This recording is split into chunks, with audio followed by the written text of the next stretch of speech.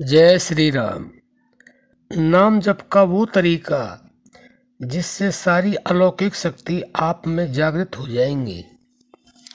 बंधुओं, यह बिल्कुल सच है। नाम जप का तरीका जो सही है उसको जो जान लेते हैं वास्तव में उनको अलौकिक शक्तियां मिल जाती हैं। इसमें बिल्कुल भी संदेह नहीं है। लेकिन कुछ लोग तो जानते नहीं और कुछ लोग जानते हैं तो करते नहीं। आज के समय में आज का जो इंसान है वह करना कुछ नहीं चाहता है और पाना सब कुछ चाहता है। यह आज के इंसान की सबसे बड़ी कमजोरी है।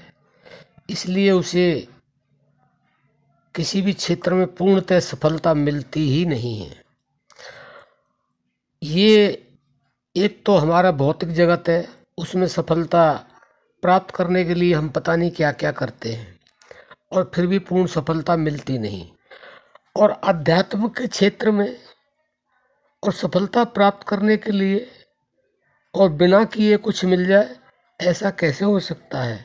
और वह भी अलौकिक शक्तियां हैं, जो दिव्य शक्तियां हैं, जो अदृश्य शक्तियां हैं, वह कैसे प्राप्त हो सकती हैं?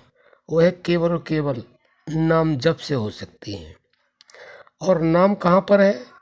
नाम हमारे अंदर है और कहीं बाहर है नहीं। इसके लिए संतों ने कह दिया है कि मुँह को कहाँ ढूंढे तू बंदे, मैं तो तेरे पास में। मुझे और कहीं ढूंढने की आवश्यकता नहीं और इस तरह से ढूंढने की आवश्यकता नहीं जैसे कस्तूरी का जो हिरण है वह जंगल में ढूंढता रहता है। संतों ने लिख दिया, स्पष्ट इशारा दिया, लेकिन हम समझते नहीं।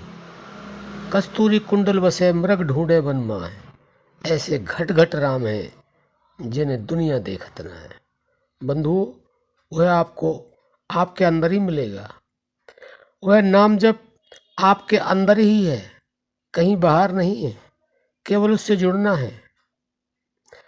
उसके लिए तुलसीदास ने भी स्पष्ट किया है, घट में है सूझे नहीं, लानत ऐसी जिंद, और तुलसिया संसार को होयो मोतिया बंद।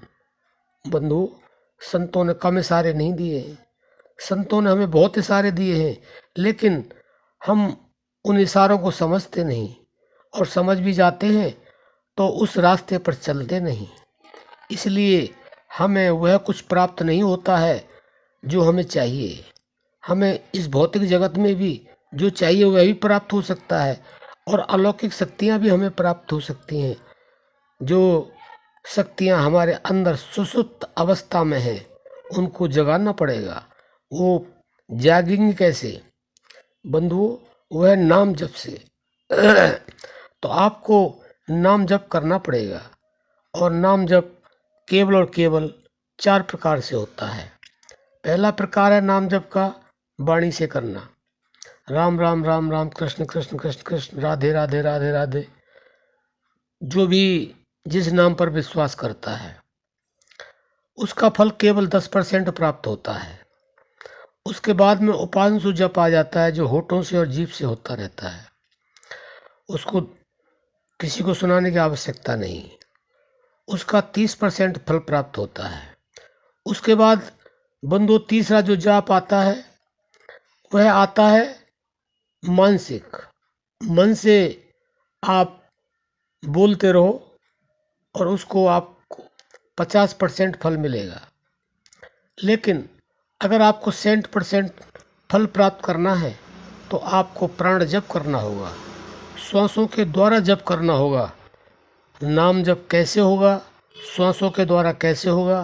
पहले तो आप ये समझ लें कि आप उस नाम को अपने प्राणों के द्वारा, अपनी श्वासों के द्वारा ही समझ सकते हैं, क्योंकि प्राण जब तक है तब तक आप हैं और प्राण नहीं है तो आप नहीं है।